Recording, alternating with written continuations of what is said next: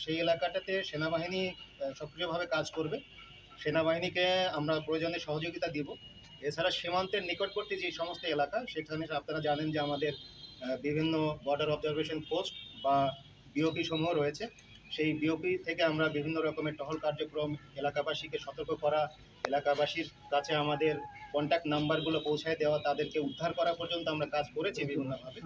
দু একটা ছোট ছোট ঘটনা ঘটেছে দু একদিন আগে, সেগুলো আমরা নিয়ন্ত্রণে রেখেছি এবং এলাকার পরিস্থিতি আমরা সামগ্রিকভাবে নিয়ন্ত্রণে রাখার জন্য এলাকার যারা গণ্যমান্য ব্যক্তি আছেন, স্কুলের প্রধান শিক্ষক, মসজিদ, মাদ্রাসা, তারপরে অন্যান্য ধর্মীয় প্রতিষ্ঠানের বিভিন্ন কর্তা ব্যক্তিদের সমন্বয়ে আমরা এলাকাবাসীর মাধ্যমে আমরা চেষ্টা করে যাচ্ছি।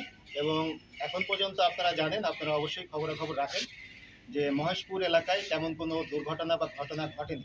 দু একটা বিচ্ছিন্ন ঘটনা ঘটেছে, যেটা আমি বলবো যে স্বাভাবিক, তবে এটা না ঘটলে অবশ্যই ভালো ছিল। ভবিষ্যতে যেন এই ধরনের ঘটনা না ঘটে, সেই জন্য আমরা আমাদের সামগ্রিক প্রচেষ্টা বজায় রেখেছি। আচ্ছা, ছোট্ট একটু